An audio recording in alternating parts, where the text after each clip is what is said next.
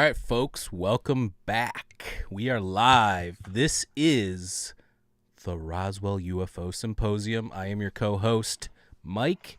We have co-host Shane in the middle, and we have co-host Toby at the end.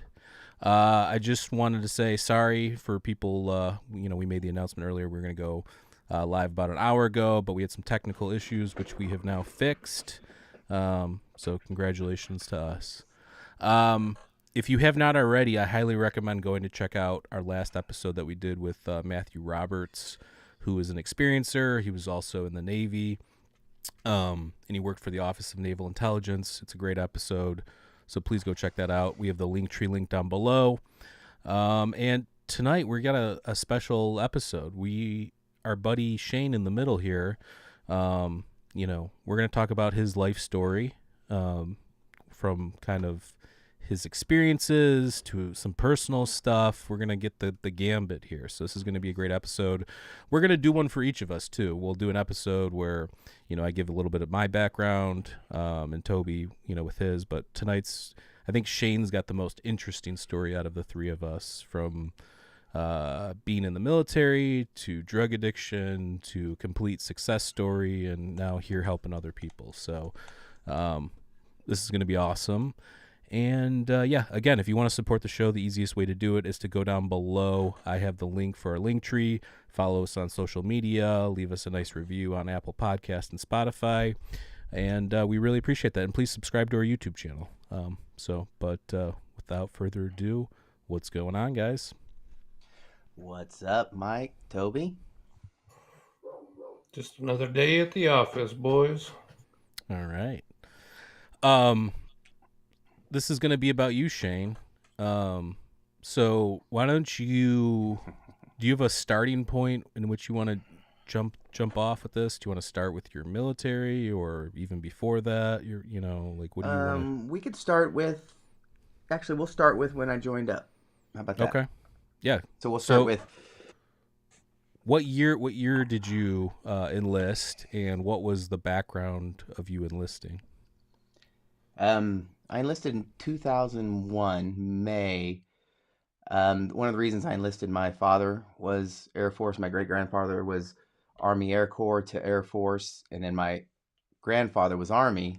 So I wanted to keep that tradition going. But my great-grandfather was a pilot during Korea in World War II.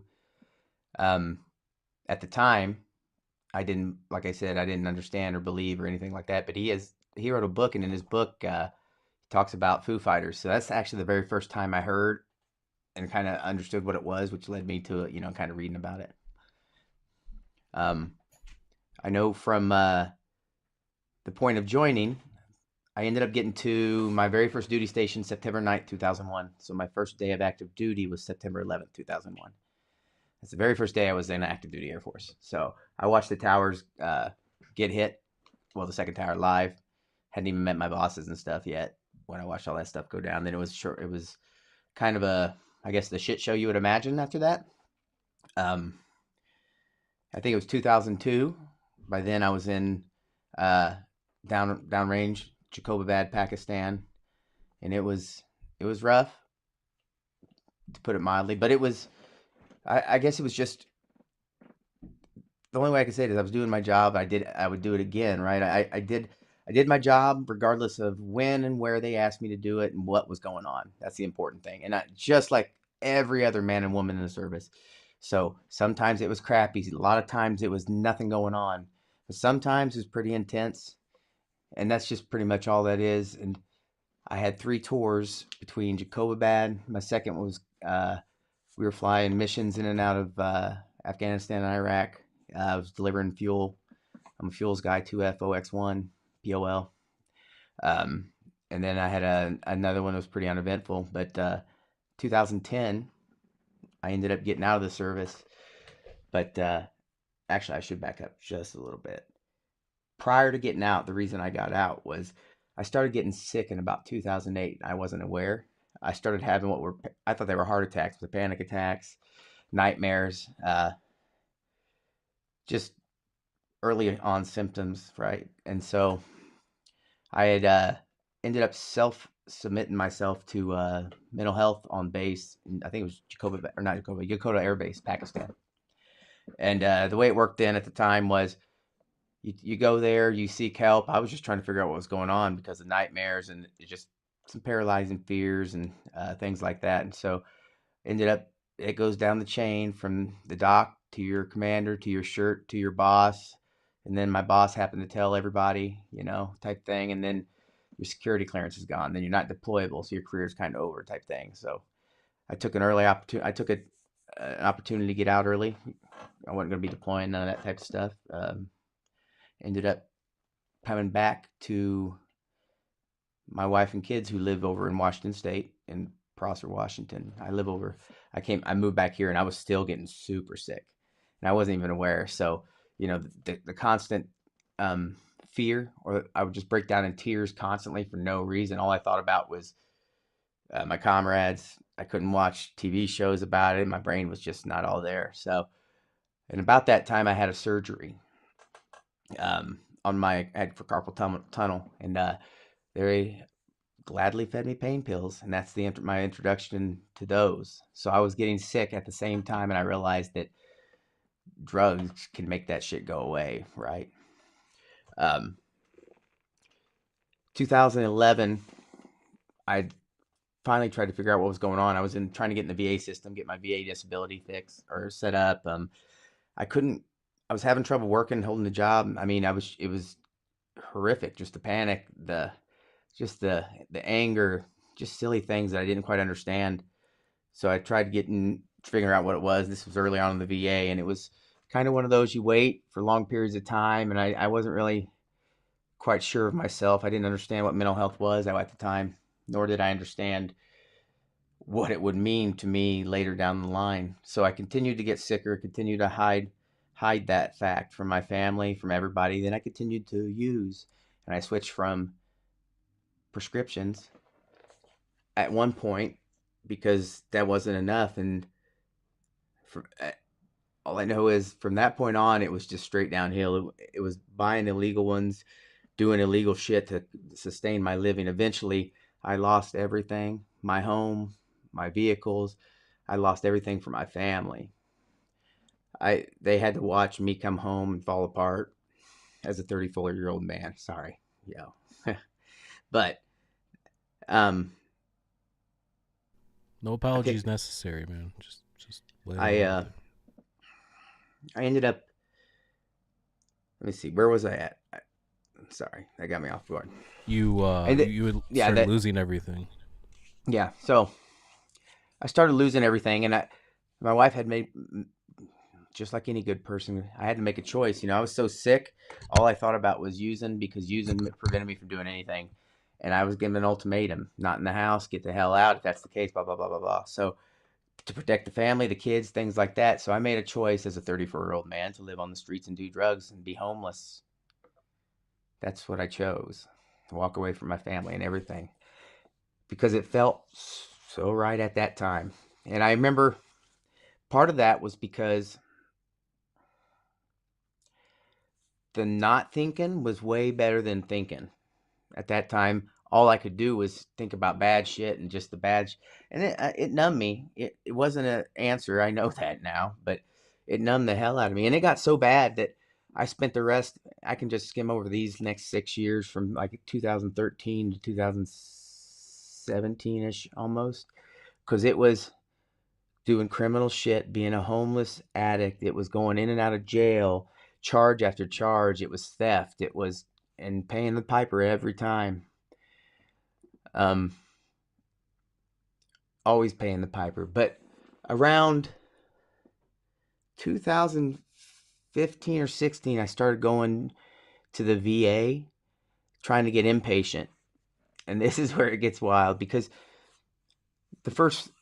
as an addict, you get it when you get it. The first 4 times, I think 3 times I was at one facility, I think I jerked it off and got kicked out because I was trying to do stupid shit. I didn't care. It was just jumping through hoops, do whatever. And I always self-submitted myself. Never had to be told to go to these places by that point, because I knew I was off, but I wasn't ready. But then Wounded Warrior ended up getting involved, and they paid for a trip to Cedar Hills in Portland, which was a dual diagnosis.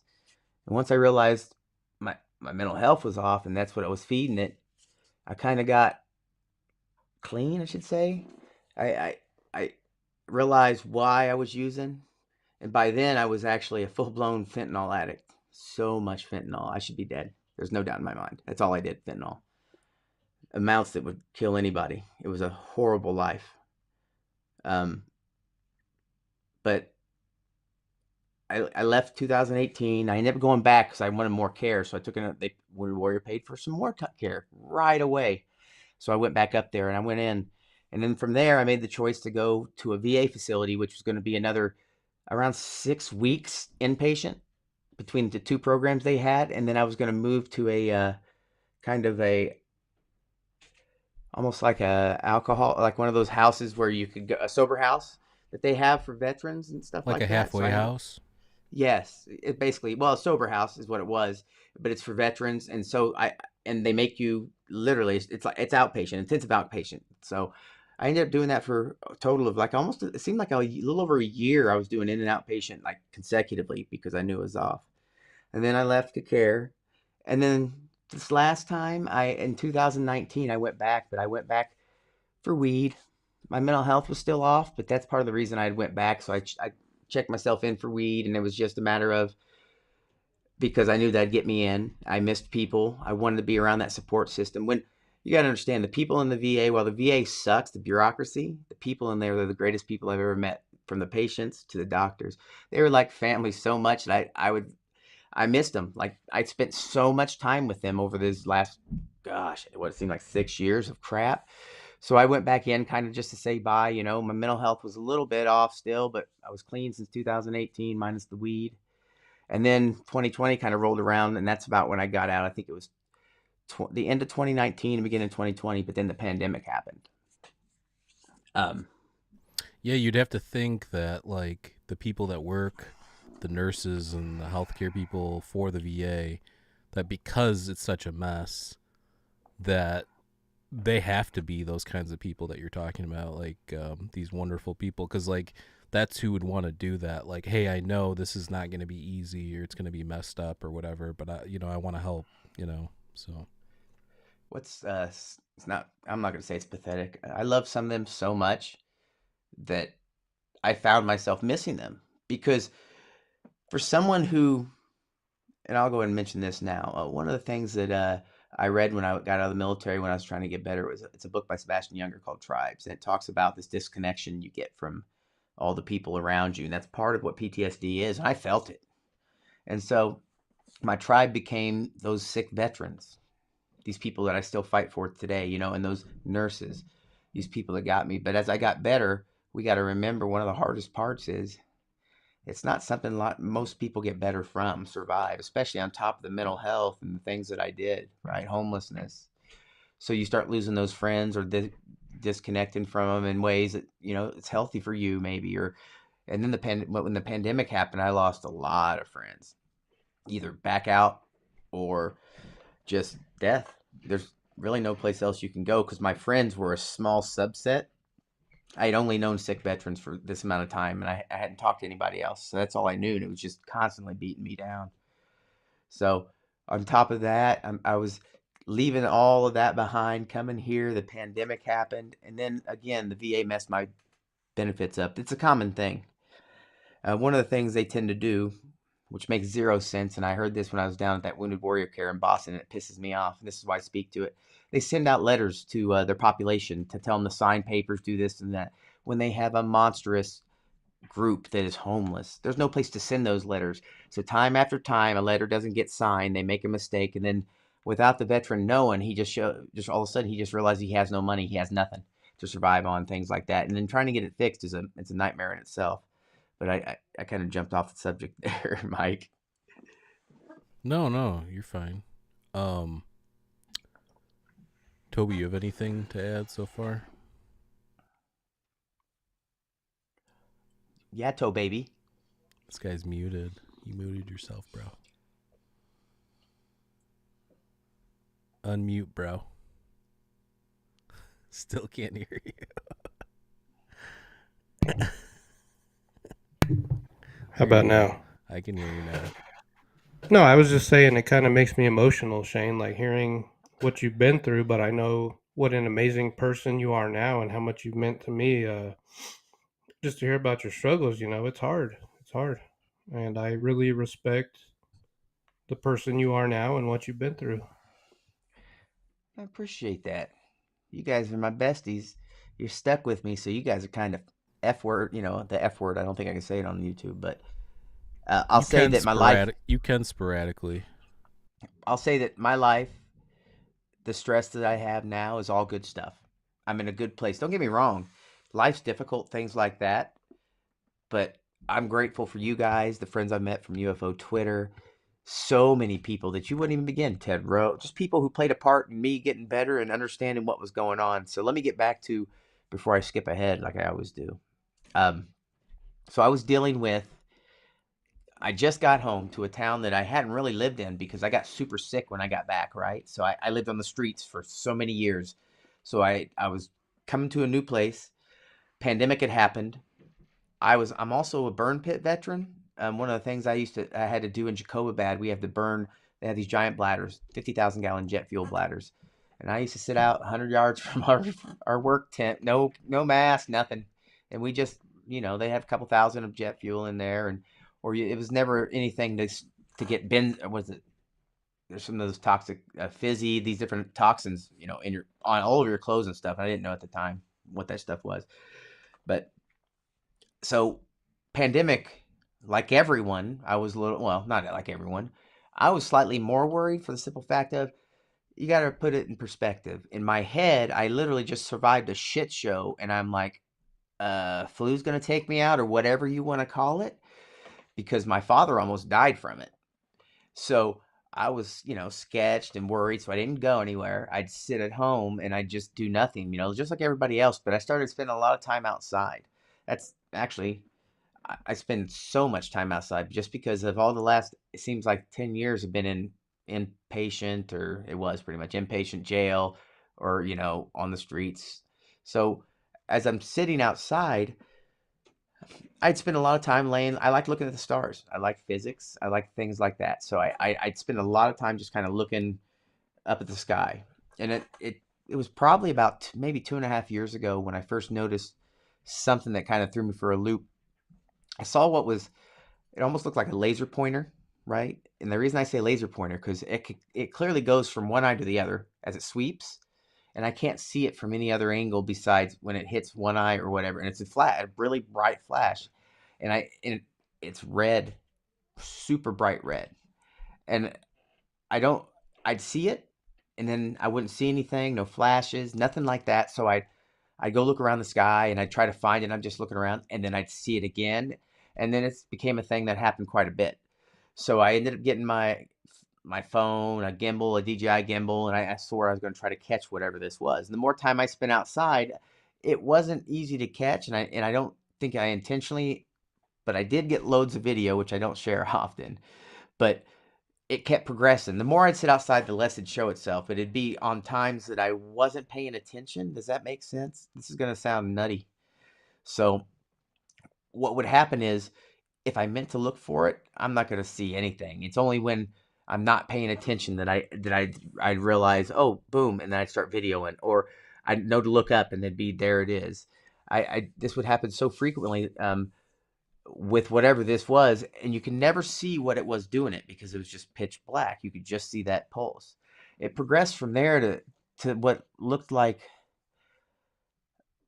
someone lit a match in the sky. So it looked like someone lit a match, and out of the dark came what looked like a flame, and then the flame would dart straight up, and it'd go side to side as it was going up. So it looked like a tadpole almost in its motion and it went up, and it'd keep going up, and it'd keep going up, and nothing crazy, no super speeds, nothing, just on its way. Well, from that, this is about a year and a half in at this point. And this is a continuous about 2 year experience, maybe more. The next thing I started encountering was plasma balls, orbs. What, I don't know what they are.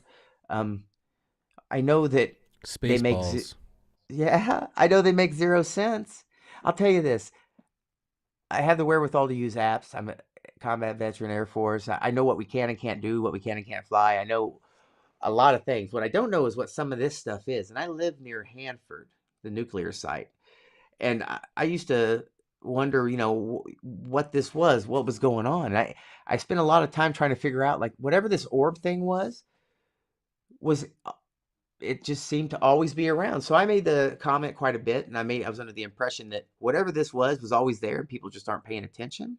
And I started thinking that it was people with drones, because I didn't quite go to that what you'd say UAP or NHI type thing. I thought it was people with drones that were just messing with me, because it seemed too unreal, just constant, always there, and I was always getting video of it. So I was under the impression it was drones. It was something, because I'm videoing it and it's moving. It doesn't make any sense whatsoever. The size of it's off. But then as I live in Washington State, I go to the mountains. I'd start recording them there. So as I'm going to Washington State, and I'd be back home, and then I'd record the same thing, and I'm perplexed. So then I'm kind of freaking out. I'm thinking, now this is coming from someone who's literally cleaning their life up, trying to be their best self, and understands what PTSD is, and it's in his past.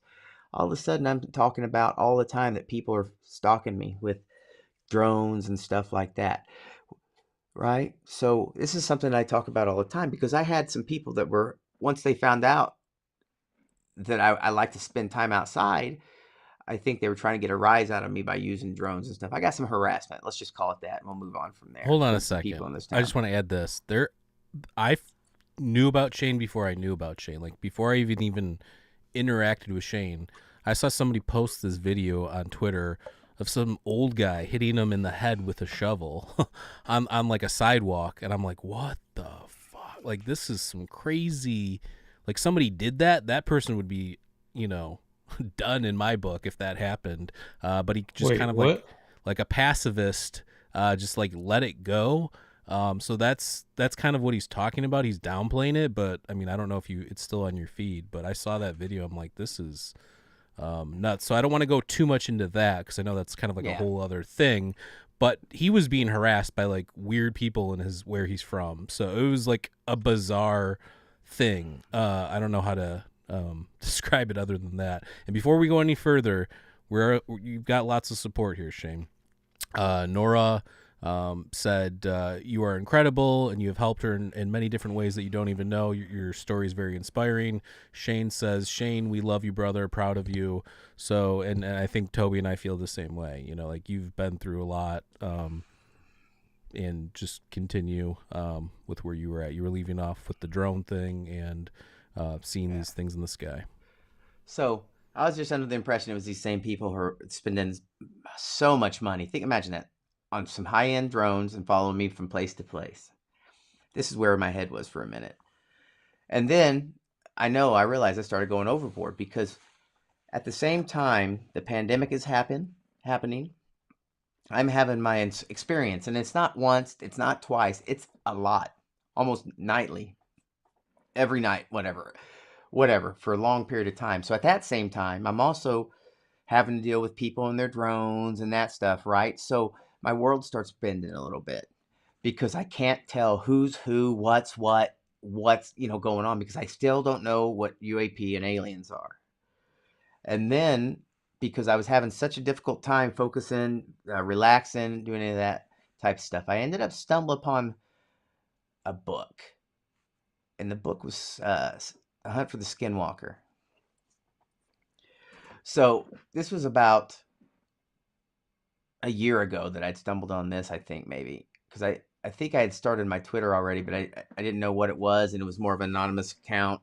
But I started it because I found out some of the things they talked about in there, especially those orb things, made sense. So it made so much sense that I got on there to follow George Knapp, all these other people, and try to figure out what's going on. Then I discovered UFO Twitter, and things progressed. They continued to progress, because I was still dealing with a lot. So this is, again, a person. This is going to be something I'm going to talk about. One of the things that's important to me is I talk about mental health. I talk about the interaction between an experiencer and their mental health recovery, things like that, because I knew, just like other people, that you can't go to a doctor and say, hey, I'm seeing this, I need a little help so I can figure out, because for me, my mental health professional has always been about kind of parsing through my head, what's in my head, to tell, to kind of help guide me a little bit here and there and get me out of some situations. But knowing that would get you a psychotropic drug, it could possibly get you a 3-day hold, it could get you a new diagnosis. And not all doctors are like that, let me add. But in the VA and a lot of places, it's when that's all you have, better sometimes, because again, the pill game is something that they give to you frequently. They change stuff up a lot, and it's not something I ever enjoyed. So I spend so much time talking about it because it was mind bending. I'm telling you, I knew I needed to talk to somebody because, again, this experience, regardless of what people want to think, happened a lot daily. And I'd be on spaces with you, Mike, and I'd record stuff. It was just constant. I assumed it was Hanford. But, and shout out to Ted Rowe and UAP Med, guys. You need to look it up. I'm doing some work with them, trying to do some outreach to let medical professionals and stuff know this stuff exists because it's important to me. But, and yeah, he was in spaces, like, legitimately recording these weird, like, plasmoids or orbs or whatever they are. Usually, I mean, I'm not like a debunker or anything, but I'd say 90 to 95% of the videos I see on UFO Twitter and whatever are easy to tell it's like a hoax or this or that, or you can kind of identify.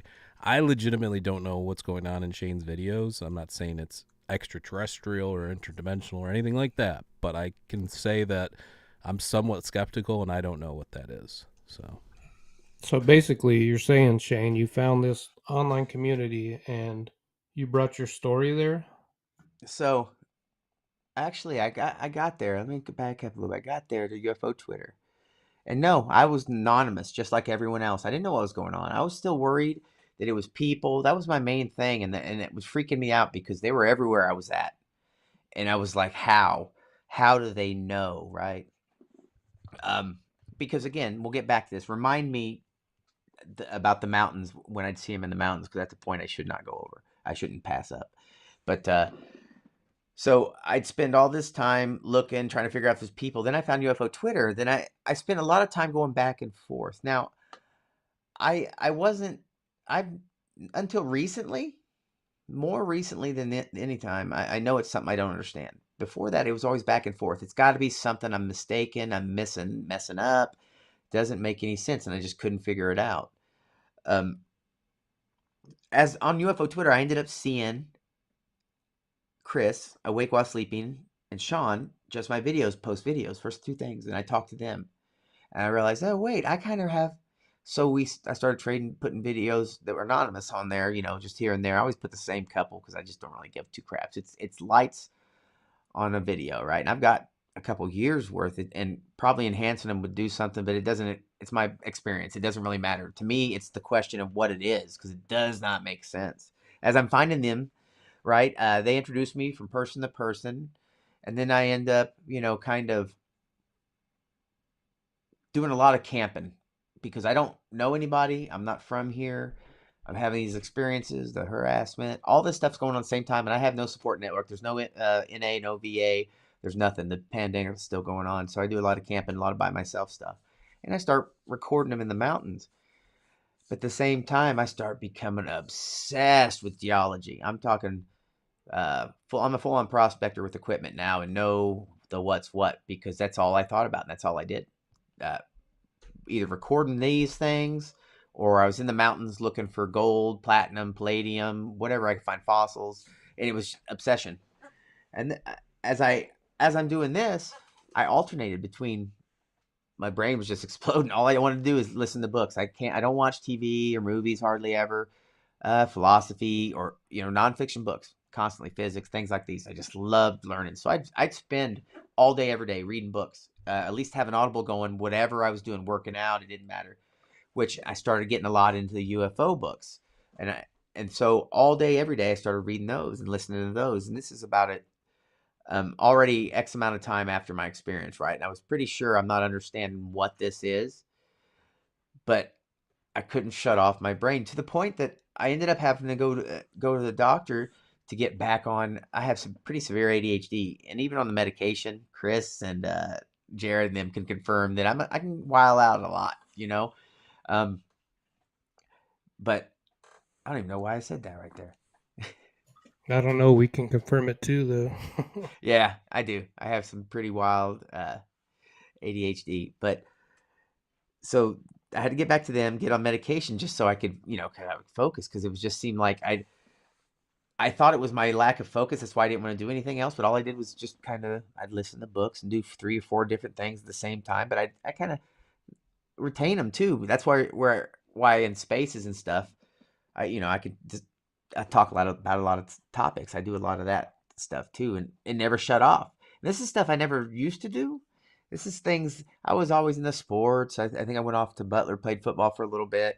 Uh, played in high school, all this type of stuff, and then military. And I was never really learning hard, but man, I fell hard in that, and just reading and learning about these subjects. Oh, I'd spent so much time in white papers, like medical journals about PTSD and all these other subjects, and now UFOs. And it's funny because that experience at the time, I was having such a difficult time being friendless, not knowing who I was, what life's about, what the meaning of life was. And it took my experience to seriously kick in a series of events and people and things like that have given me all that. Like, I found my meaning. I know you can have meaning in work, you can have meaning in just bad things that happen to you, right? You can find meaning in all kinds of things. And I realized a lot of my meaning comes from the crap, the shit that I lived through, that I put people through, that I'm here now and I have the wherewithal to speak to these things. And because I can speak to these things, maybe I can help one veteran or an experiencer or someone else out. So I don't have a problem talking about them.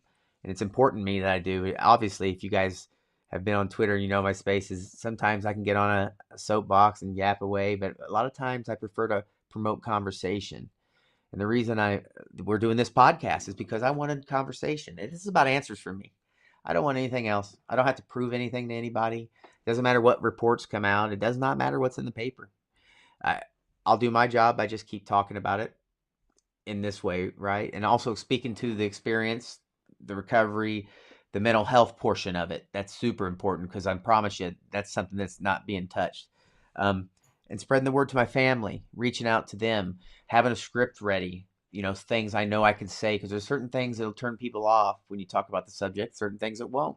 I know that And I I often I get feel like it's interesting that you say that, Shane, because it seems like people are finding more and more people that have been through more trauma have more experiences with the phenomenon. Would you agree with that? one of the things I often say in my spaces is it feels like, so let's say that all of us are just some kind of an antenna, some natural antenna, but maybe because of the amount of trauma I've lived through in my life, I'm just kind of pulsing. So I'm drawing attention. Doesn't mean I'm special. It doesn't make sense, because well, I should probably back up and not jump ahead like I always do. So, yeah, I do think trauma has something to play in it, because I don't recall ever before 2020 even believing in this stuff. Besides my great grandfather talking about it, I don't remember ever seeing anything like that. High strangeness. I would have called bullshit. Definitely would have called bullshit. I still have trouble with mine. So I know that after my experience started and it kept evolving, the different things I'd record and see, and it was frequent and all the time. And then I got it in my head that, I actually met Paul Hynek on UFO Twitter, and he had sent me a book, Man's Search for Meaning. And I wasn't aware at the time, but I knew I needed to get out of the house because it's been a while and I was dealing with all that crap. So I was like, I'm going to go to a UFO conference. I've never been to one. So I signed up for the one that had Symposium in it, which was in my UFO Twitter name. And just so happened Paul Hynek was there. And I met Chris Lato and Alexi, Lucius Labs, and a bunch of other people down there, Amy, all these people, right? And they became my friends. And I realized I had such a good time that I ended up meeting up with going to Blind Frog Ranch and doing the tour there and becoming friends with Charlie Boy, Dwayne, all of them, right? And it was just the coolest experience. But then I couldn't figure out why I was so passionate about going. I mean, I had to go. There was no, I was telling my family there's no not going. And then I get there and then I didn't know what Blind Frog Ranch was. Remember, I don't watch TV. I knew what Skinwalker Ranch was. That's probably one of the only shows I watched because of the book. But as I'm down there, I'm listening to Dwayne talk about they're looking for minerals and things like that and all these other things, right? And they're having all these experiences. So that night I was looking at doing some of the research stuff, and I found a couple different places where they talk about the old prospectors used to say, if you see a UFO, mark that spot. There's probably precious metals under there. So I often wondered if, because I was obsessed, I brought a rock down there and gave it to Paul. It has palladium, platinum, gold, all that kind of stuff in there. And I couldn't figure out. I know Kevin Day, that he was one of the people that I also found that was like that as well after their experience. And so I know across the board, some of this stuff happens to some people, even though the experiences differ. But I left Vernal and I was on wait. By that point, I was waiting for Wounded Warrior. I decided to try to go back in. I think I announced it on Twitter. This is how on point they were. So if you can, guys, donate to Wounded Warrior. I have the link down below if anybody's interested. Thank you. I ended up tweeting at him, thinking about going back into inpatient. I knew I needed something because I still wasn't feeling it. And again, I'm good about taking care of myself. And they tweeted at me, said DM us, and DM'd, and I was on the list. And it was just a matter of waiting. It took a little bit, but again, this is civilian. This is donations. This is that type of thing. So I just kind of was waiting and planning my next UFO conference visit, trying to figure out where I was going to go. But at that time, I ended up starting doing spaces with Sam, Tupac, and Jared, and they were really good about getting me to talk and being super cool to me when I really hadn't talked to anybody. And that's how I met you in these spaces. Same thing. And then it's just a trickling effect. I start meeting all these people, and I start actuating something that I had in my head, because when I got out of care the last time, I had swore that I was going to do podcasts and stuff. So I had a platform to help veterans and addicts and mental health patients. This is prior to my experience. Prior, so much so that I bought all the equipment, and it just sat until we decided to do a podcast. I just had to put it together. And after my experience, I was just like, I can't believe I'm here doing this because of that. It's quite unique, I suppose. All right. There's a lot to unpack there. Let's start with this. From a mental health standpoint, addiction standpoint, and I can speak from the mental health stuff on my end of things, but when you don't have anything bigger than yourself to like believe in or lean on sometimes, life gets pretty desperate. And I listening to you talk, finding this and finding the community and something bigger than yourself was obviously super helpful to take your mind off of all that. And also when you have mental health issues, having a bunch of free time is probably your worst enemy unless you have some sort of outlet for that, which it looks like you found, which is awesome. But so when most people go through like AA, they come out, I don't know if you know anybody that's been through AA, but they start talking about like God and like a God. And it's not necessarily like the God of the Bible, but just some sort of higher thing that connects us all, kind of a thing. And I'm kind of getting similar vibes from you, but you did that on your own. So that makes me wonder about like the mind. And I think we do need something bigger than ourselves to believe in. I really do. You could believe in the universe or believe in energy or some sort of spirit that connects us all or whatever. But if you don't have any of that, I hate when people are like, oh, I'm an atheist, I'm just a good person. No. You might, maybe, but you want to sound like Richard Dawkins. That guy's, well, come on. I should also lucky say, for too, Shane, he found you to believe in, Mike. dude. Hey, I've been all about positive vibes, and there's reasons for that. I'm not perfect, and see, Mike liked that because he's all about that too. I'm not perfect. I have bad days, and guess what? I have to make myself be a positive person, but there's nothing wrong with that. It's because I get in my head, I wake up, and I have a life that I burned down. I have regrets and guilt and shame, just like every other person. And some of the things that are so fascinating to me now, because I can feel this is awkward stuff. After my experience, I realized, the beauty in all these little things, the cool things. Just I should rewind a little bit, because the first time I did a podcast was Witness Citizen. That validation that I got, and I decided to go from being anonymous, and it was a rough time to do that. But I should also say, Gary Nolan followed me after that. It doesn't seem like a lot, but that was validation. That was, I'll never be able to explain what that did for me, right? And then I met Ted Rowe. And Ted Rowe was the only person I talked to, literally dumping my experiences in DMs to him, because I knew I couldn't go to somebody else. So as these synchronicities keep happening, I keep popping to different people. And then there was a point when I was really low, and just randomness, Diane Pasolka had reached out to me in DM and invited me to her class. She'd done it, I think, twice now. But at that first time I didn't go to the class the first time. Second time I was in Boston with Wounded Warrior, so I had to miss it. But the first time, that inclusion, that it was the perfect timing, because I needed it. And Sam and Jared and all these people that I've met along the way, to support it's not easy for me to do podcasts and spaces. My inner me wants to beat myself up and all these other things, but I do it because of support from other people. And that includes people in the community, the UFO Twitter community, that take a beating for no reason. Lou Elizondo, I wouldn't probably be here if it wasn't for him. Richard Butt, Bob Pliskin, all these people who've cared about me when no one else gave a shit. And they were from UFO Twitter. That's one of the reasons I don't really mess around with all these other things, right? I stick around UFO Twitter just because it just seems like a family in there. And I know a lot of people probably, if they're not familiar with spaces, it's just a place so we can congregate. I like asking questions and hearing other people's answers. It helps me in my search for answers.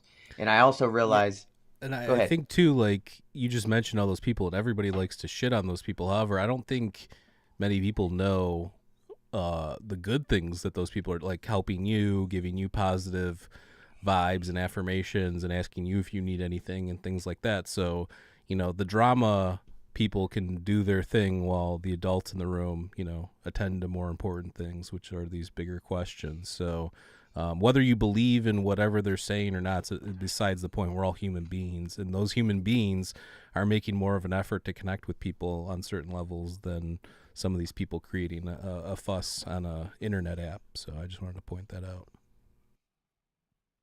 I appreciate you pointing that out. I completely forgot where I was at, bro. I should have wrote that down. Thanks, yeah. Mike. So let's go back, because I have some questions back, because you kind of went through your whole journey in like a summary there, which was great. Real quick, go ahead. I skipped over quite a bit. Like I had a previous daughter, some pretty traumatic shit that I'm still working with my doctor. We can get to that. I just wanted to ask you though about your military experience specifically. So you didn't mention, what did you do in the Air Force, number one, and number two, I know Nora sent us a question. Had you had any sightings or any anomalous experiences while you were in the Air Force? That's important stuff, huh? So I was 2 Fox 1, which is fuels, POL. I refueled aircraft on the ground. I also did some other things with that, delivered fuel. Didn't matter. Did do a job behind enemy lines, things like that. And I never saw anything while I was in that I was aware of. I was good at the military. 9 years, almost 10 years, active duty. Never got a letter of reprimand, LOC, no paperwork, decorated. Outstanding unit with valor, with a V device. Just did my job and I was good at it. But then I got sick. I didn't notice anything about UAPs or anything like that at the time, and I still would have called bullshit. I was a different person then, though, as well. So different that no one would recognize me right now. The way I am, the way I act, and things like that. So I wasn't aware of anything at that time, and I would have called. The only thing I'd ever dealt with besides my grandfather was a series of books. Actually, Estimate of the Situation, shout out to him and his comic. He sent me a book because I had mentioned, oh, that's the very first book I read about the phenomena. And it was like a Time Life type book or whatever. And that's about it. So it wasn't until I was at my worst trying to get better and climbing out that I started noticing this stuff. And I don't know if it's because of the pandemic and the amount of time I had on my hands, but I will say that I hated it. It was so much that I hated it every bit of up until at some point it changed, and I realized that while it may have felt negative at the time, it shook me up enough and gave me something to focus on enough that I got out of my shit and started doing other things and met people and stuff like that. So the people you were serving with, did anybody ever mention anything like UFO, UAP related while you were deployed, or did it just never come up? No, never even, I didn't know what a UAP or UFO was, really. I probably spent zero time doing that. Most of my time as a kid was in comics.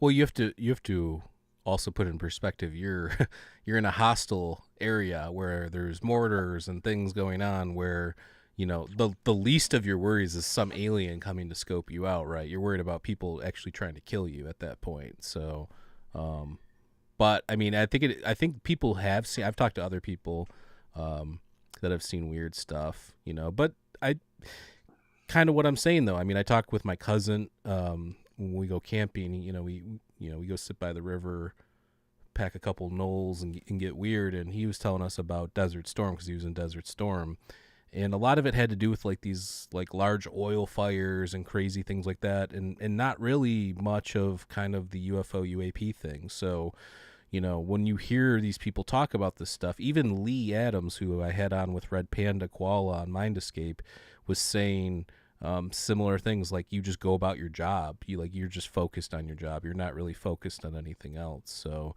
I think it's an important question to ask, because if there is somebody in one of those zones that notices something, awesome. But from everybody I've talked to that's in the military, when you're actually in one of, like, you're either at war or in a hostile area, it's very rare, I would think, to be paying attention to other stuff like that unless it's obvious or something. You're muted, Shane. You're muted. I will say I'm a member That's your of the fault, Gravy Toby. Seals. Meal Team 6, baby. I was gonna say, hey guys, just so I was aware, I hold spaces. After this, we're gonna do a space. I scheduled one for 9, but since Mike messed it all up, it's gonna be pushed back. It's just whenever this ends, we'll do a space. So I will take some blame for the time thing, but if everybody saw what was happening, it was it was literally watching like the I don't even know, the Marx Brothers or something, trying to get this thing together here. So all right, we talked about your military a little bit. Now you mentioned what you did. Now you mentioned you got sick. What did that mean? What do you mean sick? Like towards the end, like sick? Was it from this PTSD, thing? PTSD, just panic mental. attacks, Okay. agoraphobia, just mental health, severe mental health stuff. So, um, And what you said, they gave you pain pills for that, or that was no. I had a surgery for carpal tunnel, Oh, and so okay. they gave me enough for quite a few months. Let's just Okay. say that to Yeah, introduce me to them. back then when they first started prescribing like Vicodin and all that shit, they were handing it out like candy. Mhm. Yep. You'd go in like with an injured finger. Here's 120 pills that'll last you. What's that show with Michael Keaton that came out on the addiction? I can't think of it. I'm gonna look it up on Lugo real quick. Anyways, I thought that was crazy when you saw how all that stuff goes down. But Sorry, dude, I gotta fix this bugging me. okay. Go ahead. Basically, Dope sick. yeah, Dope Sick. Yeah, that's a great show if anybody hasn't checked that out. I Man, can't I mean, watch shit like that. Oh, I'm sure. Well, yeah, if Man. stuff like that if stuff like that, I'm laughing about Shane's cable just flew in front of his face. But if stuff like that's triggering to you, don't watch it if you're like a former addict or something like that. But it is a great show to show you how this whole pill thing and pill mill and all that thing kind of got going and everything. And both, I don't want to give away too much about Toby, but we're going to get to his story, and there's some overlapping themes with him as well. So, but back to you, Shane. So you got sick, and then so how long before things started to crumble in terms of, like you said, like you lost everything? Did it happen relatively quickly when you became addicted, or is it something that slowly happened over time? Or Um, it took time. It would have happened a lot quicker had I not had a family or a wife that was kicking my ass and dragging my ass to treatments I kept screwing off and just like I wasn't ready type stuff. Does it make sense?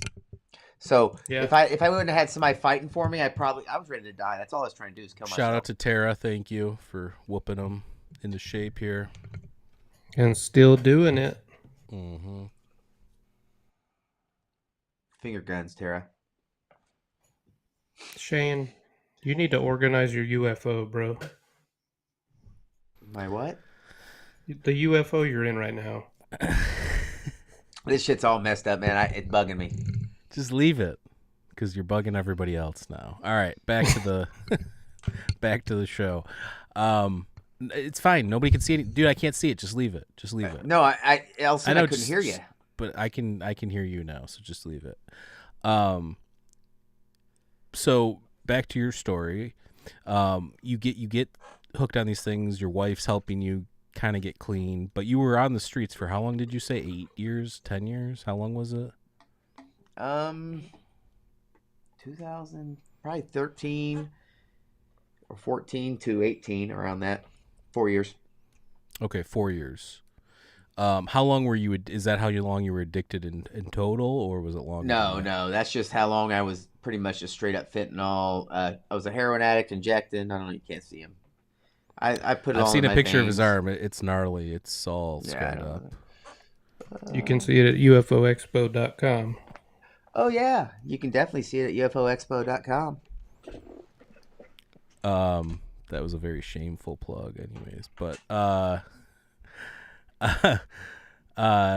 so you were shooting up, you were doing that. Was there any other resources that, like, aside from your wife and maybe some other people that you knew that were concerned about you, were there any other resources that you used, or people reaching out to you or anything like that? The VA, anything along those lines? Wife, VA helped a little bit, but Wounded Warrior. Yeah. There's not a lot of options out there for people in that situation, and that's I still kind of feel the repercussions with my family. You damage the hell out of your family, destroy them just as much. They're picking up the pieces. There's no care for them, none. That's what I'm here for.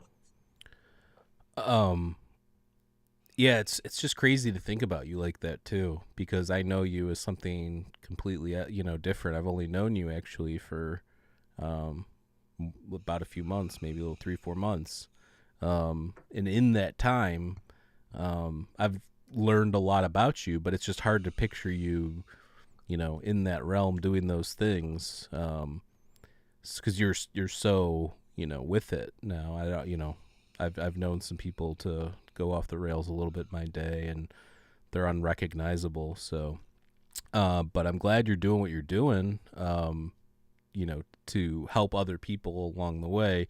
Do you think that your experiences with the UFO UAP thing, like as I mentioned, gave you some sort of higher purpose or calling, or do you think that that's more of the community aspect, or like what do you think? If you had to really like break it down, like what aspect of it do you think has been most helpful, other than actual people helping you?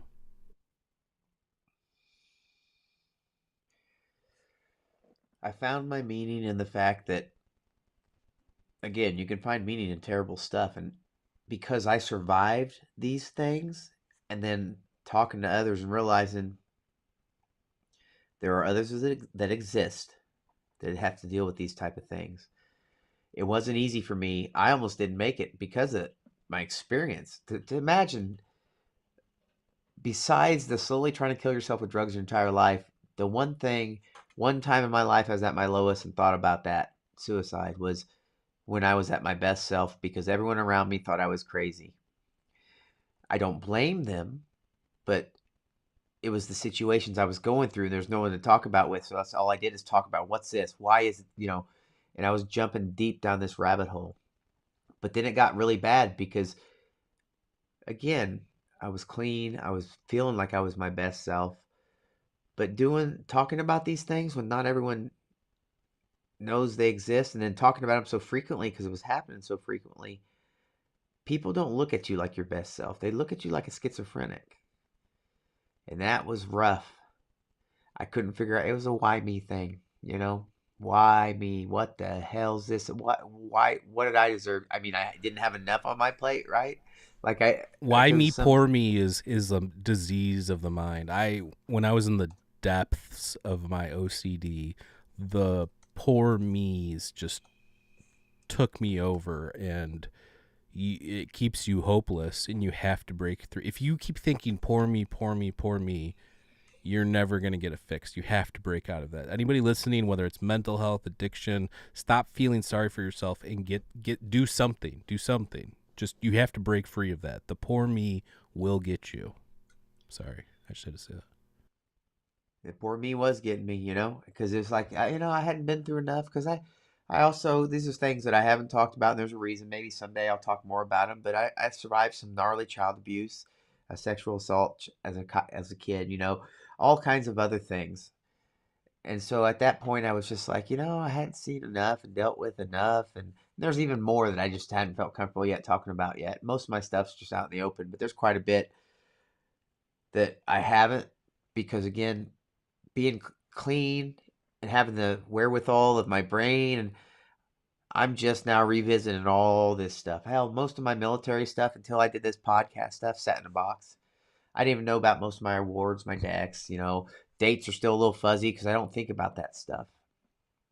Well, just know that we all respect the hell out of you, and we all love you, and your transformation's been amazing, man. And I honestly, I look up to you for the perseverance you had and just where you've gotten yourself to now. So, thank you for sharing your story. That's the only reason we met, honestly. And I feel like everything happens for a reason. And I feel like you're a super positive voice for not just UFO Twitter, but anybody struggling with mental health, PTSD, which affects people in my family. So, thank you, man. I love you. Love you too, Toe Baby. And I just want to share a funny story. So the way Shane and I met was actually same thing through Spaces. And he had sent me a message like, hey, man, really love the podcast. Love to talk to you, blah, blah, blah. And I'm like, okay. And then he sent me his number, and we started texting. And I rarely text people from online, maybe a few people. I've become more open to it with people I trust, with the podcast stuff and everything. But all of a sudden I'm interacting with this guy. I'm like, dude, this guy's the most positive person I've ever talked to. Like, what the hell? And he's like, I want to help with the podcast, blah, blah, blah. I'm like, okay. So we start talking more and more and more.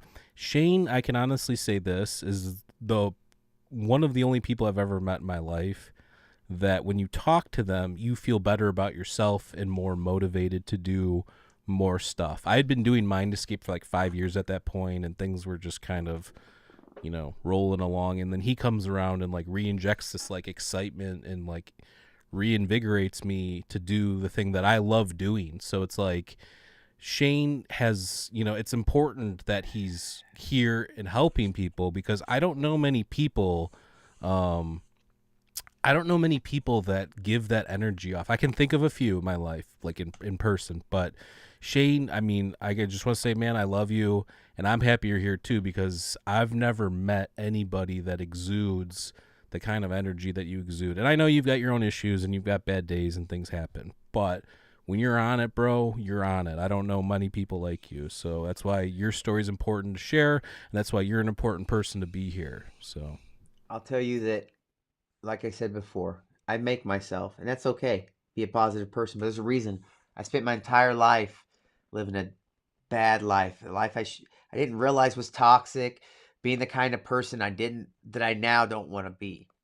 So I make myself be a different person every day. And I also it's very easy for me to slip back into that old guy by being around conversations and stuff like that. And then if you can't make your own life positive, then what chance do you have? So I do my best to surround myself with positive people, be a positive person. I have my issues, of course. I could be a jerk. I can, this is not what I'm saying. But one of the things I strive to do is to be kind to everyone is the best way that I can, because there's enough shit in people's lives without being slung. You can disagree and still find a way to find value in that person and the things that they say. I know that I feel horrible when, and just like my old me, when I had those kind of interactions when people are just being mean and doing garbage stuff. I know I sound like Mr. Rogers, but it's a mental health thing for me. It's how I keep myself the way that I am, safe, healthy, clean, all these things. I avoid that bull crap because that toxic baloney, it's not a part of a human life that I want. Well, since we're sharing stories, the reason I reached out to Shane was my stepson was going prospecting, and I just happened to see, I liked his post about his sightings and just talking about mental health and UAP and everything. So I reached out to Shane and asked him for some advice on prospecting, and he sent me like 10 resources like immediately. So thanks again for that. I I do that a lot though. Anytime anybody reaches out for me, and obviously you can only do so much, but like about addiction and mental health, I make it a point to kind of keep in contact and talk to them.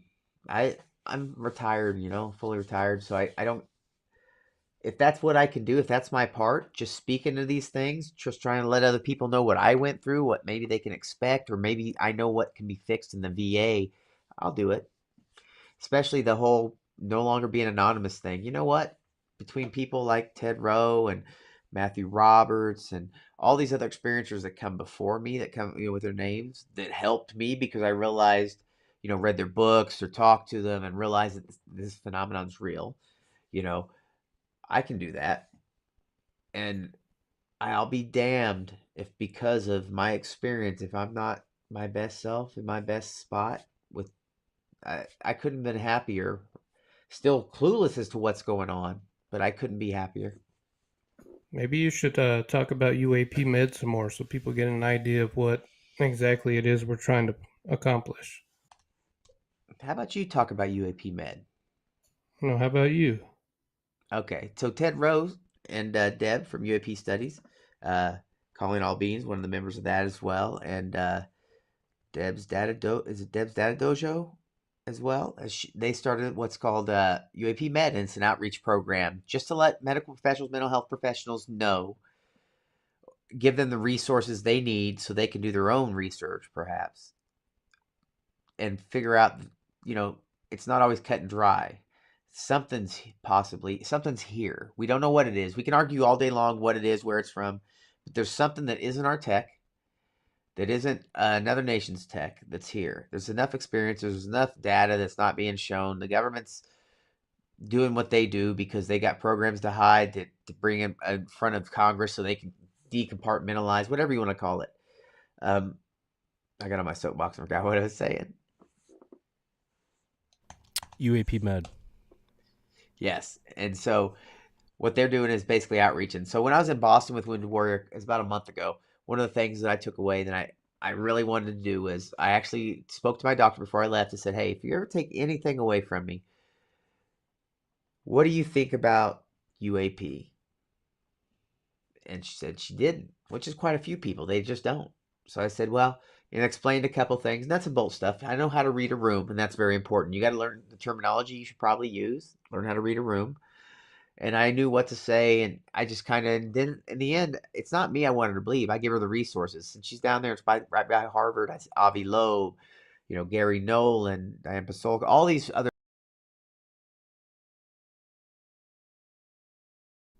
Looks like we lost Shane. But he'll come back. So what do you think, Toby?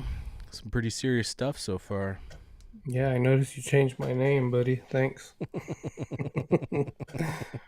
It just makes more his sense. I don't know. his story is fascinating, and like I said, I think what he went through What the? I don't know what happens, man. Every time.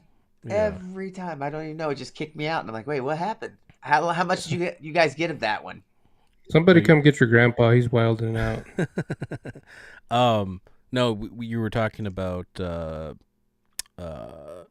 UAP Med and Debs and Ted Rowe. You see what Screen said? What's that? I can't He pay attention to survived all anything else. that to get taken out by the glitch. Yeah, no doubt. No The doubt. machine And elves. I also want to make sure to say thank you to the Roswell Daily Record for being a part of my journey. Uh, Alejandro, Karen, UFO Congress, all these events, Paul Heine, all these people included that I don't even think they can imagine. Most of them from UFO Twitter. You'd be surprised at what they did for me in spots that I needed them. And same with my family, but you guys especially, right? You guys know the part of me a lot of people don't, which can be wacky, but it's also kind of a moody freaking I guess you'd say kind person, but moody can be like I beat up myself quite a bit, and I got so you guys constantly your I guess your reaffirmment for me is quite helpful. Just like or just kind of tell me pull back on the reins because I can get excited. I can be a bit much. Just ask anybody that's met me in person. No, man. I mean, like I said, your positive vibes are infectious. Well, I mean, yeah, you bounce around a lot, but we'll help you focus. Keep you on track because that's what bros do. In terms of we have a lot of stuff planned, obviously, to help people in different ways. Stuff we're going to be working on in the future through the podcast, with the podcast, aside from the podcast, which we'll all talk about in the future. But yeah, I mean, lots of cool stuff, coming into the picture. And the other thing is I guess we can announce it now is Maurice and I's Don't do it. Don't do it. All right. Toby. I'm just kidding. Oh no. Okay. Well, I don't know. I thought there was a. I have to go fight my cat real quick. All right, you do that. But please make the announcement so people know to show up. All right, so we are going to premiere our documentary, The Experiences. We're going to change the second part of the name. I don't know to what yet. It was from UAP to DMT, but because of Saucer Co. and we eventually maybe want to make a T-shirt, who knows. We're going to change that up a bit. But we're going to premiere the documentary at the UFO Expo in Roswell in March. Toby's in it. Shane's in it. There's a ton of people in it. I mean, we're talking scientists, UFO people. It's got Dr. Michael Masters. It's got, Rick Strassman, Andrew Gallimore, Leah, just tons of people. Are my philosophy partner, Sanjana. We've got tons of people in the documentary, from experiencers to scientists to people in the UFO community. Matthew Roberts is going to be in there. So tons of stuff. It's going to be awesome. And we're going to premiere it there. And we hope everybody that can show up shows up. But yeah, and we're going to try and include some of Shane's clips of his orbs and his UAP and all that stuff. So, but yeah, I just wanted to mention that. And in terms of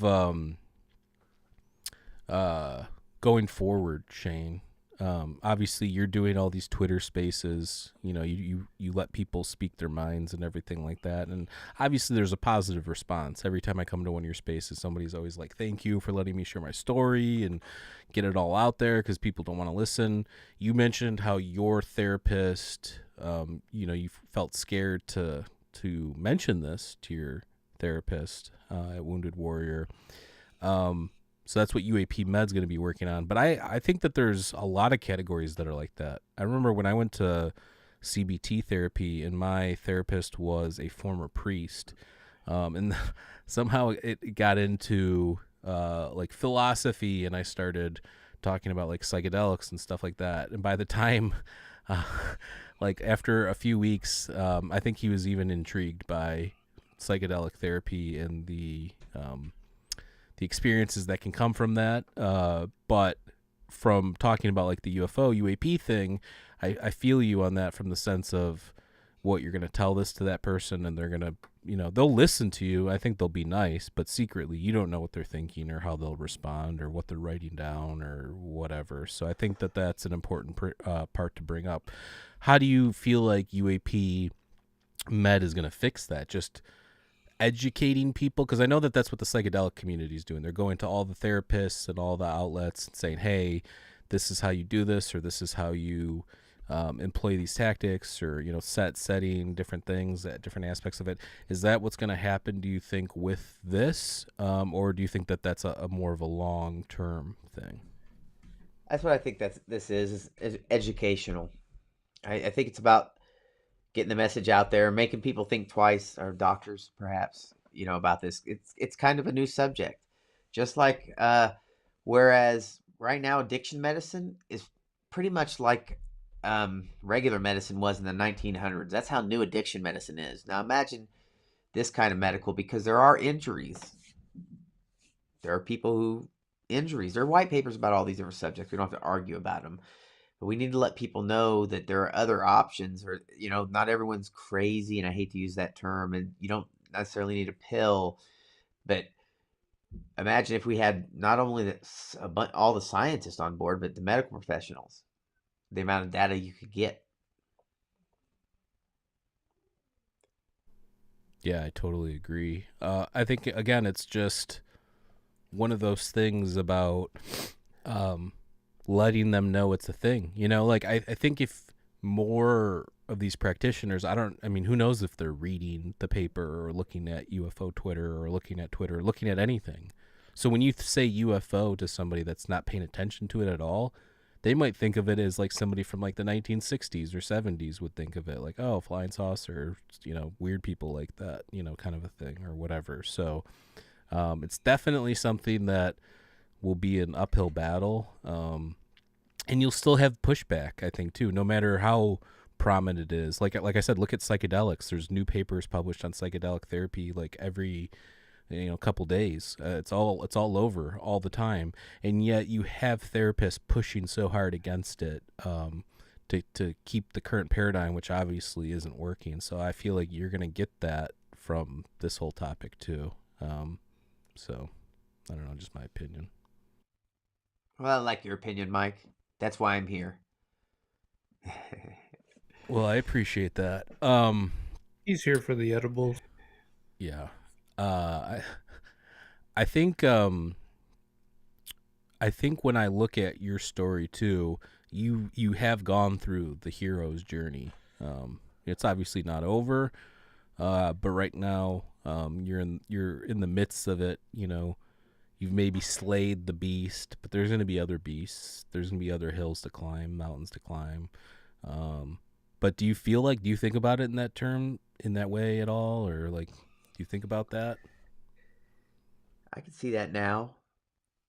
I still got a lot of hills to climb, that's for sure. But I can see that now. At the time, I would never have, when you're going through it, you're just going through it. And the amount you go through, you just take it day by day. So it's hard to ever take the time to look back and be like, yeah. And it's pretty crazy, because it is a hero's journey, huh?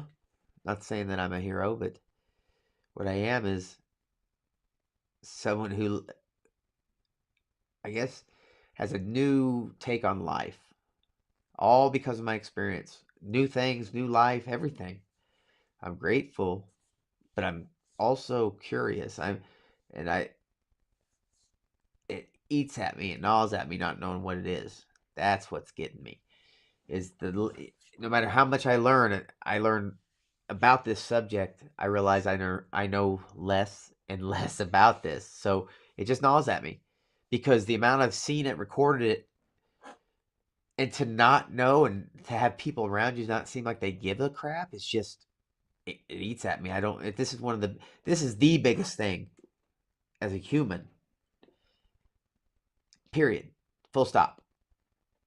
It changes everything. That's all I can say. And I understand that, but I feel like at the same time, when you talk about going through addiction and all the trauma you suffered earlier, people don't realize those sort of things. That's something you're going to deal with every day. You may have beaten your addiction for now, but every day you have to fight to just stay above it, right? Every day, you got to make a choice when you wake up, whether you want to be a good person, an addict, all these things. So yes, every day. And I'm grateful because now I'm to the point where I don't have cravings. I don't think about that life anymore. And you had made a comment earlier, you couldn't see me as that. I can't see me as that. That's how well I've been and I am for this amount of time. It's hard for me to realize. I mean, seriously, I lived in a stairwell. What? I ask myself these questions all the time. What were you doing? You know? Hey, man, I get it. My life wasn't as tumultuous, or I can't speak tonight, tumultuous or severe.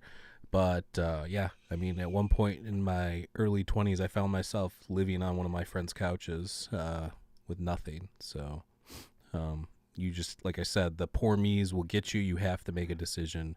And that decision should always be to help yourself and get yourself right.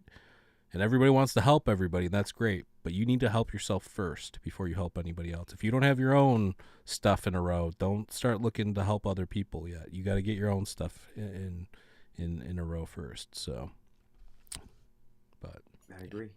Shall we go to some questions? yeah. Do you want to ask one of those questions from Nora? Yeah, you already asked number one. Mm-hmm. Has the activity increased or decreased recently? And that's from Nora. So, there. Sorry, it's buzzing. Here we go. Bugging me. Anyway, He's so got some platinum in his body. It's reflecting. You know. I don't know. So Adamantium. it's progressed. It's gotten more intense up until I kind of stopped paying attention to it. I don't think anybody can understand that. They'd be like, "Wait, you what?" When you've recorded it as much as I have, or it's just kind of I know it's here even if I never saw it again, so it doesn't matter. But I don't really pay. Every now and again, it gets my attention, or maybe I pay attention. When I was down in Vernal, I saw something. When I was down at Phoenix this last time, I was outside with Jared, and I saw that same sweeping light. So, did that answer your question? Well, I guess my quote follow up on that would be: if you were to walk outside right now or in the next few days, do you think you would still see it, or do you think it would take you going out and just like trying to have it? You know what I'm saying? Like, is there an intent there? Was there intent there?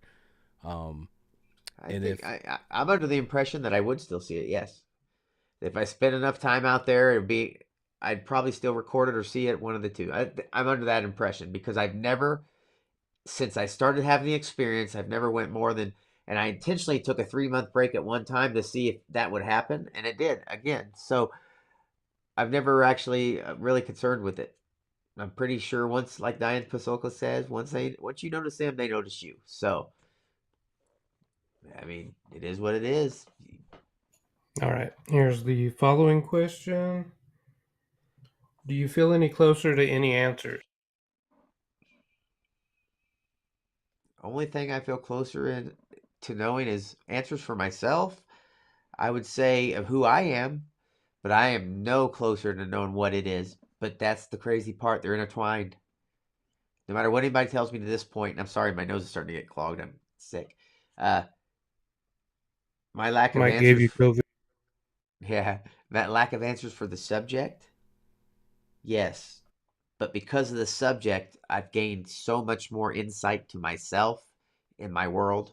Does that make any sense? Yeah, absolutely. And this brings a great follow up question.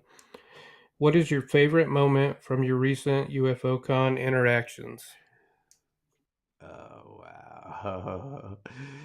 So, um I just meeting people I talk to every day on UFO Twitter and Spaces, and just meeting these people who discuss this subject passionately. You know what it's like to do what we do in Spaces or in these podcasts, but sit down with Micah Hanks and Chrissy Newton and have a beer, or talk to Dr. Michael Masters while you're outside, about these different subjects. And that's what we do.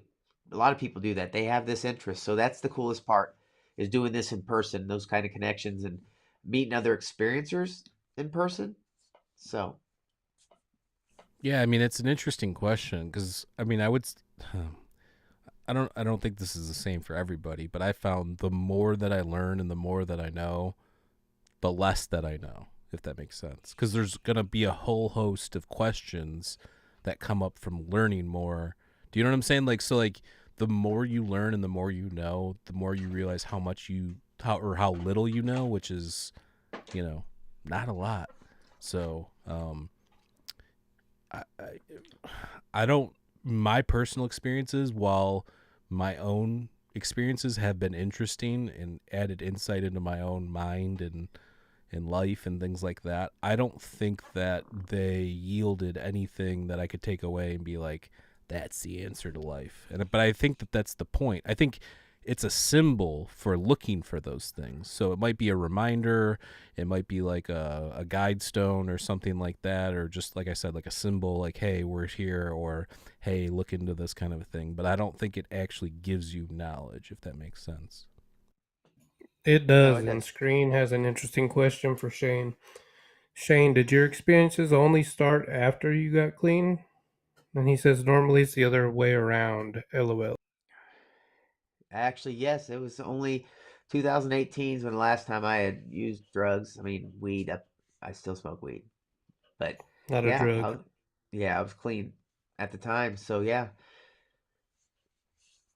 I mean, I've been clean since. So yeah, I've never had I any mean, experiences. and it's legal where you live, so Yeah, um yeah, I mean, that's a good point though. I mean, I know a decent amount of people when they started using psychedelics or whatever, they realize, oh, there's weird stuff I'm seeing, entities, UFOs, things like that. So, but yeah, that was a good question. Do you have any other You questions on guys there, want to Toby? get a little controversial here? I mean, it depends on what kind of controversial it is, not because not if Shane style controversial. this this question though, Nora's last question. Any predictions for the coming report?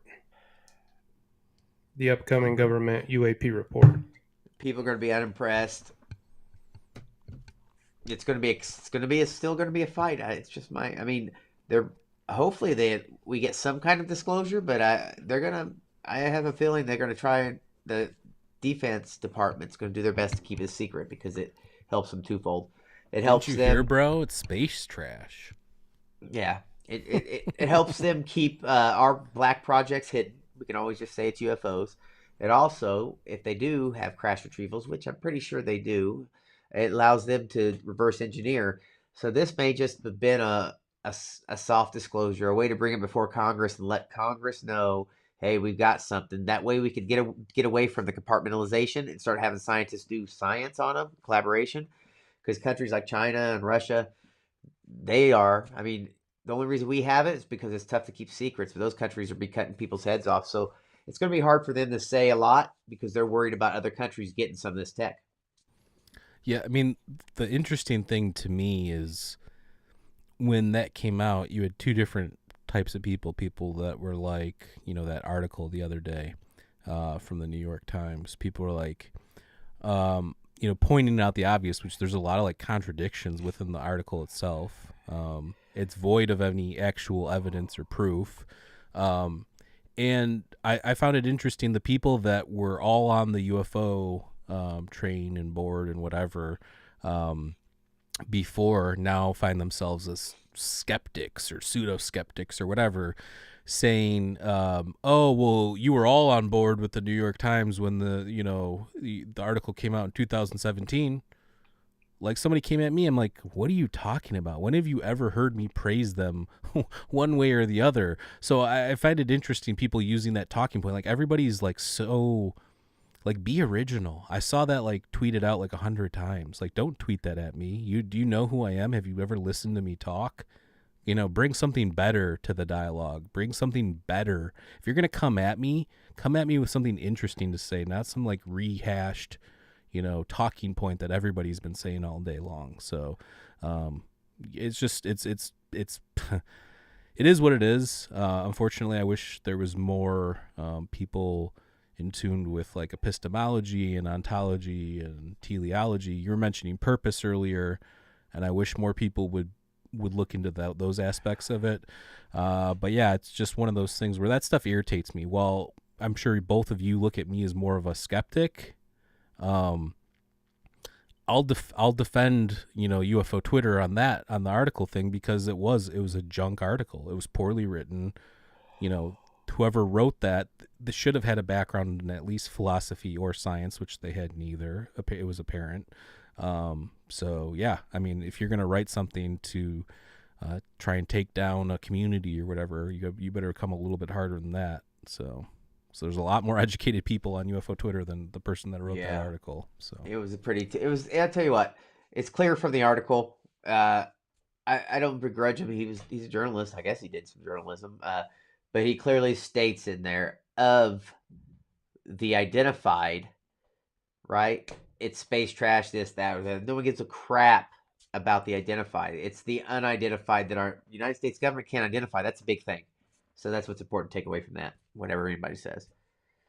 Yeah, and I mean, Shane, and I'm sure Mike too, we have sources, I don't want to say on the inside, but we know people that know things. And I think you hit the nail on the head earlier, where they wanted to bring it out, so the Senate and Congress was aware about it. You need to get more funding, and then suddenly you can tuck this back into these black projects without being so compartmentalized. And that's all I'm going to say about it. well, the other thing that's interesting is there is a lot of like back and forth. It's almost, I'm not saying it's like planned or anything, but it's like, some of, the New York Times in the past, they've been pro finding out what this thing is. Now other news agencies and newspapers are getting on board with it, and maybe they're doing the hipster thing, and it's like, oh, it's not cool to talk. What's the other angle? Vice does that a lot. Vice was so pro psychedelic, and then all of a sudden, like 2 years ago, Vice switched to like, how can we look at the nuances of the psychedelic community and poke holes in it, like stuff like that. So there's a very hipster element to these things. When something becomes cool or popular, you have like, how can we take the other position on this and come out on top, kind of a thing. So it's all a game to them. But I would just point out that, I think Shane's right about the report. I think it's going to be underwhelming to people that are expecting it to be awesome or have some crazy, I mean, hopefully we're all wrong, but for me, I don't need any sort of validation. So I think it just sucks for people that have never had an experience, that are fascinated with the topic. I mean, our buddy Chase in here, I know he's seen a demon or something, but he's named Toby. He's out here eating frogs. I mean, let's just lay it all out here, boys. But at the end of the day, you could look at it like, was that guy being fed that information to justify like war? Because like if it is China or Russia, something's flying in our airspace, like that's what that leads to, right? So you better be careful about what you're talking about, what you're putting out there, because I think that has some serious ramifications. And at the same time, I don't think it is another country, because if it was one of those other countries that we know have malicious intent, they would be using that to their advantage right now, and you wouldn't even maybe not even know about it, but they would have a serious advantage. So I would just point that out, that I don't think that any of those other countries have that technology, because if they did, they wouldn't be struggling so mightily out there. So I agree 100%. Now let's move on. Shane, you have a question from Randy. Has Shane interacted to his lights? I've asked mine to go brighter and change color. I tell them how beautiful they are. Not intentionally. I think before I knew what they were, I got video of me flashing it twice with a flashlight when it got pretty close to me. And I think it flashed back, maybe. Or maybe it was, I don't know. Whatever. But not on purpose. And then sometimes in my head, I talk to myself, not intentional CE5 and stuff. I'm not knocking it or anything. I just don't know what I'm dealing with. So I hate to dial the wrong number. I I'll say things in my head, after waiting for hours outside to record whatever the hell I was seeing, just like pissed off saying shit in my head, and then it'd show up.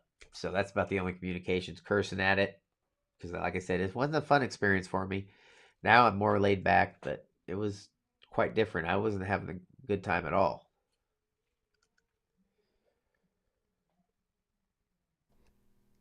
Yeah, that's the battle on a lot of these spaces, right? Um, what's the experience like? Is it positive? Is it negative? Is it malicious? Is it benevolent? Like what's going on? I get people come at me hard. You guys have seen it. I think maybe Shane actually for sure has. But when I say my experiences have been positive, people come at me hard. Um, so, um, yeah, everybody's got different experiences. I listen to other people. Um, and if it's negative, it's negative. I'm not trying to twist it, but whenever I say I've had only positive experiences, people are like, "Oh, you really let demons in. Oh my God, you had an experience with an entity on psychedelics. Oh my God, the devil's gonna get you now." Like it's stuff like that. Like, come on, get out of here. Like that's the kind of stuff I don't have time for. So I'll listen to anybody. They can speak their piece. I'll listen to them, respect what they're saying. I hate when people come at me just because I've had different experiences myself. So. Yeah, it's important that everybody realizes this. It's a big umbrella. So uh, I try not to. That's one of the things I validate. I try not to say I don't believe people. I don't know what's going on. And the more I meet people, and the more I go to these conventions and meet experiencers in person, go to the experiencer groups and talk, the more I realize Keel Valet were probably the closest, but they're probably way off like everybody else about this subject. I I'm past the point of record. I got a new camera, so I'm going to try my best to record better ones, right? Because it's got great zoom, and thank you to everyone who helped me with that. But I'm past the point of trying to prove it. It's more about me trying to get data, trying to see if I could. I don't give a crap what people say at this point. It's obvious that it's something that I don't understand. So Yeah, and you have plenty of videos that are up. Do you guys know what's up with the videos of people trying to upload about like orbs and stuff being taken down? Have you seen that recently?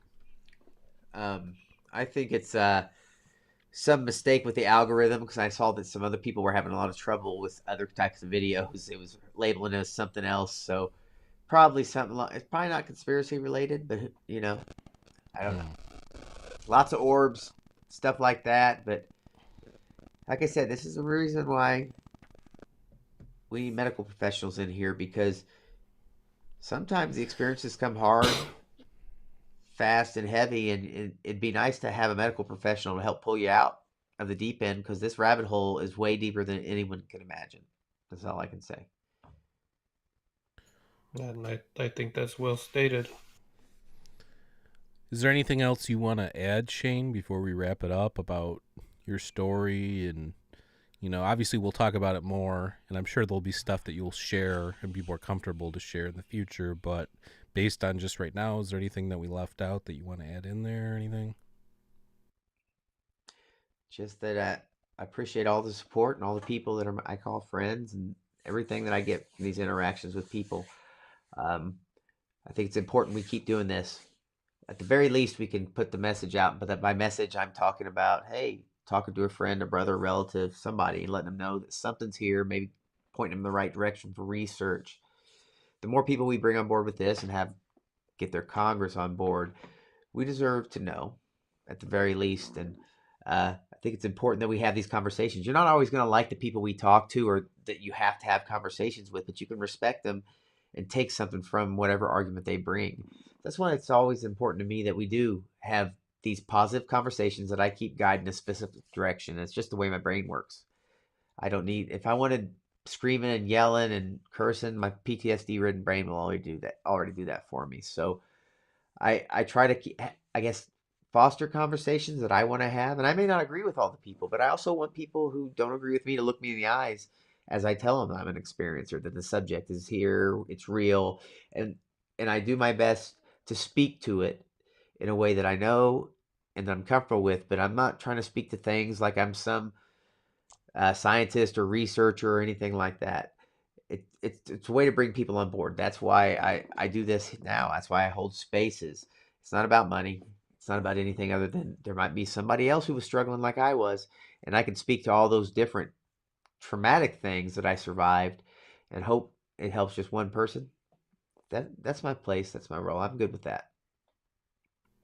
Yeah, absolutely. And the interesting thing about your story is, like I said, you then used it now to perpetuate that and kind of pay it forward, help other people out.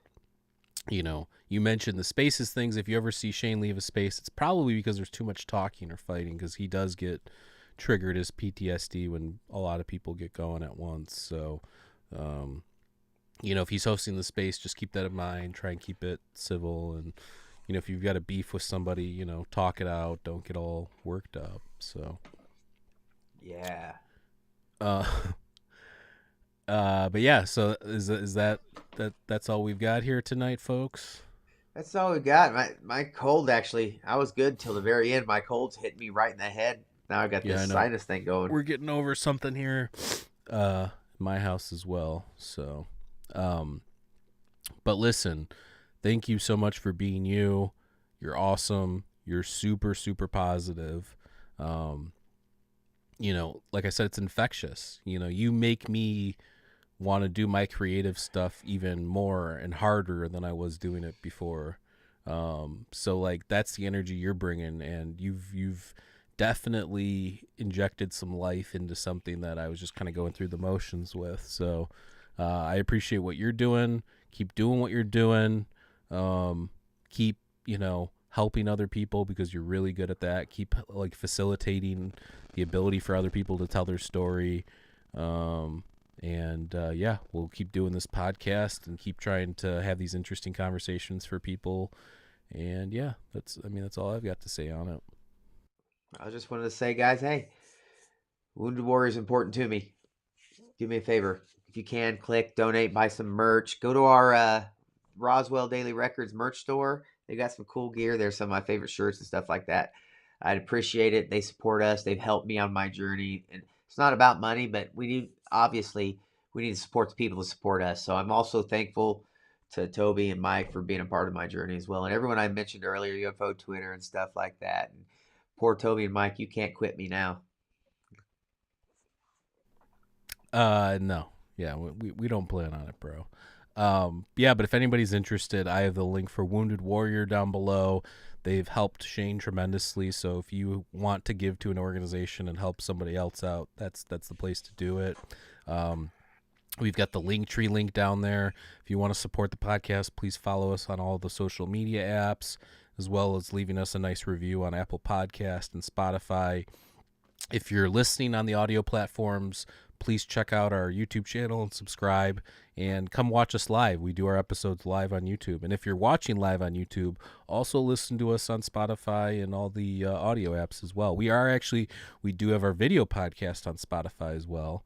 Don't forget Roswell in March. Check out UFOexpo.com. We're going to be going live from there, and we'll be on the speaker panel. So it's going to be a good time. Lots of people going. I'd like to see everyone there. High fives. Yeah, we're premiering the documentary that we're all going to be in, as well as many other people. As I mentioned, Dr. Michael Masters, Dr. Bob Davis, Matthew Roberts. It's centered around Chris Wolford's story. So Chris Wolford is kind of like the main premise in his experiences on his farm. And we've got, like I said, like Rick Strassman's in there, Andrew Gallimore. So it's a mixture of just experiences from UFO, UAP stuff to psychedelics and entities and esoteric stuff. And yeah, if you're interested in this and you want to hear more, Shane's been helping me out with my other podcast, Mind Escape. I have the link down below as well. We just did an awesome 3 hours and 15-minute episode with Randall Carlson. this last week, which was amazing. And, you know, Shane, he mentioned talking to skeptics. He was on the Mick West episode with me where he questioned Mick West and explained to him that he was an experiencer and looked him in the eye, as he mentioned before a few minutes ago. So if you're interested in all that, just, you know, check out Mind Escape. And, follow Toby on Twitter at RDR Incident. Follow Shane on Twitter at Old Vet Symposium. And you can follow me at Mike Escape. And shout out to everybody. Shout out to B. Shout out to Screen Name. Shout out to Chase. Shout out to Leah. Shout out to Nora. Shout out to, let's see here. Who else? Corporal ABE 11B. Let's see who else is in here. Shout out to Randy. And just everybody that's helped us and joined and contributed. And we're always looking for, you know, if anybody wants to help out with the stuff we're doing in any way, whether it be posting stuff or helping creative stuff, you know, reach out to us. We're trying to build some sort of a team, you know. So, but I just want to say, I just want to say, Jamie, you're Okay. doing awesome. Keep being positive. Keep doing what you're doing. Thank you for helping us. And Chase, my brother, all them. Everybody that's helped with this, Nora, all the questions, I appreciate all that love and the ability to accept me for the special person that I am. Well, again, we all love you, Shane, and we appreciate you sharing your story. And I know it's emotional and tough and everything, and I know you'll disclose more in the future. But if anybody's interested, are we still going to do the space? Yep. Roll over the space. We're going to jump on this Twitter space right now. So if everybody wants to jump on there with us and come chat, please do so. So, again, we love everybody. Stay safe out there, and peace.